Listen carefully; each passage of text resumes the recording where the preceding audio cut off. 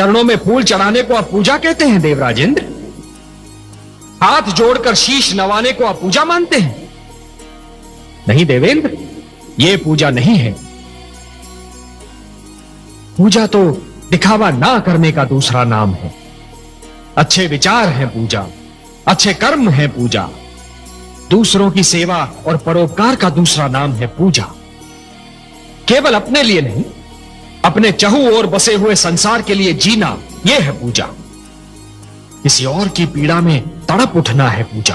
कि आप पूजा, पूज्य और पुजारी के अर्थ को ही भुला बैठे।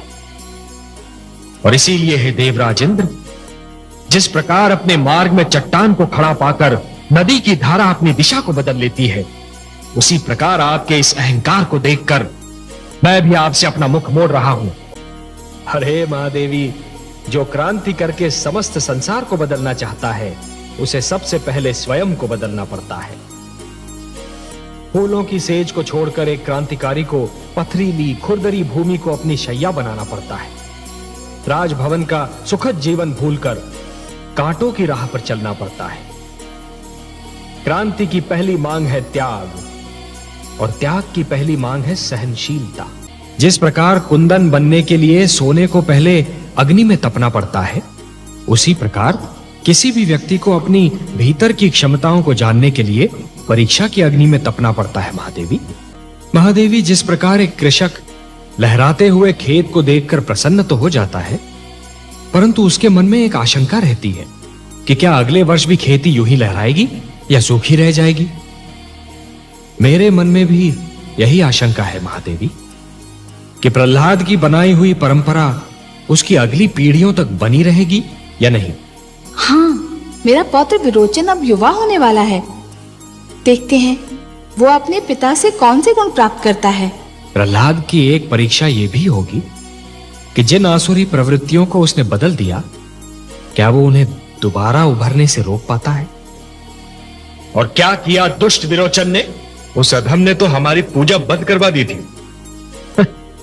आप तो देवता हैं, आपको तो यह ज्ञात होना चाहिए देवराजेंद्र, कि पूजा किसी के प्रति स्नेह और श्रद्धा की ऐसी भावना है जो यदि मन में जन्म ले तो कोई उसे दबा नहीं सकता, परंतु यदि मन में जन्म ना ले तो कोई उसे उत्पन्न भी नहीं कर सकता। परंतु हे पद्मनाभ, हमारी पूजा तो न जाने कब से निरंतर होती चली आ रही है।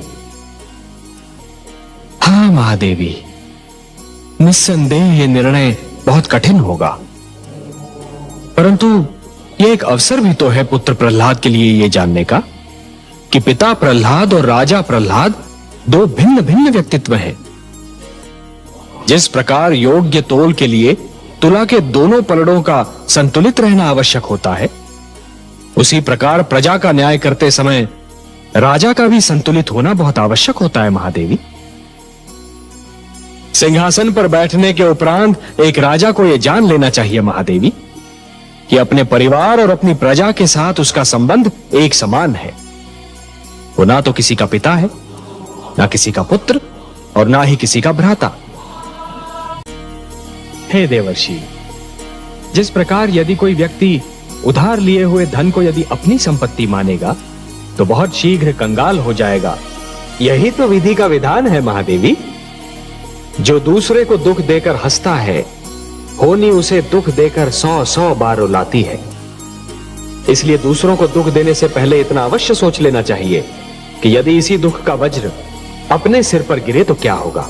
महादेवी, जिस प्रकार बिच्छू को यह ज्ञान नहीं होता कि उसका डंक केवल किसी और को नहीं स्वयं उसे भी चुभ सकता है, उसी प्रकार एक दुष्कर्मी को भी यह ज्ञान नहीं होता कि उसका दुष्कर्म स्वयं उसे भी हानि पहुंचा सकता है। महादेवी, एक ही डाली पर खिले दो पुष्पों में से एक को स्थान मिलता है देवता के चरणों में, तो दूसरे को अर्थी पर। एक ही मेघ की गोद से निकली दो बूंदें एक मोती बन जाती है, तो दूसरी अंगारे पर गिरकर भस्म हो जाती है।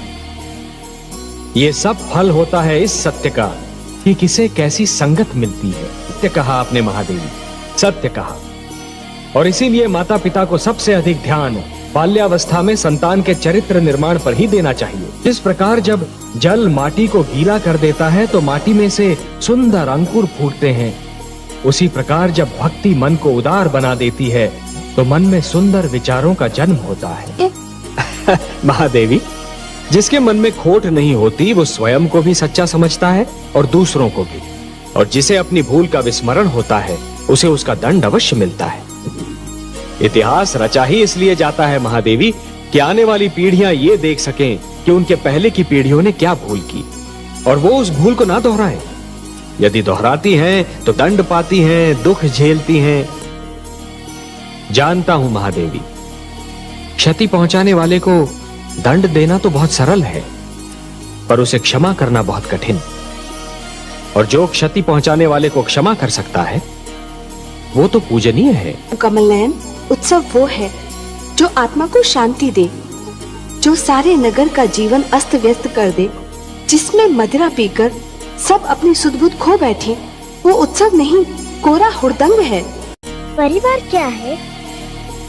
प्रभु, मुझे इसका ज्ञान दीजिए।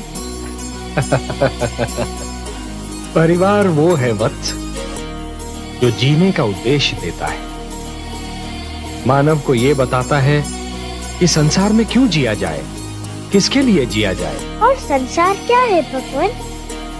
संसार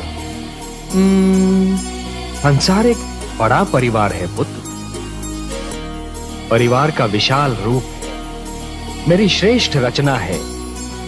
वसुधैव कुटुंबकम, ये सारी वसुधा, ये सारी धरती एक ही कुटुंब है, एक ही परिवार है वत्स। परंतु संसार के भले के लिए मर जाना, ये वो महान कार्य है जो प्राणी को मरकर भी अमर बना देता है। वासुदेव, मुझे बताइए कि कर्म क्या है?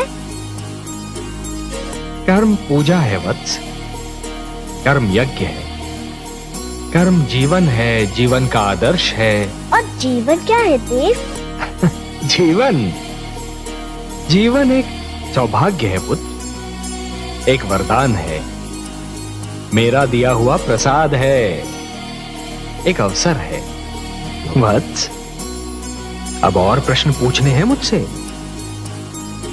कुछ नहीं पूछना प्रभु, अब कुछ नहीं पूछना। अब तो मुझे हर प्रश्न का उत्तर मिल गया है। मेरे चारों ओर ज्ञान का प्रकाश फैला हुआ है। मैं वहाँ हूँ जहाँ केवल मैं हूँ और आप है।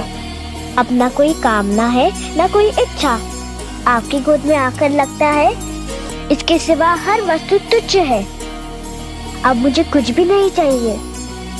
मुझे मेरा ठिकाना मिल गया, मेरा घर मिल गया। नहीं वत्स, मेरी गोद तुम।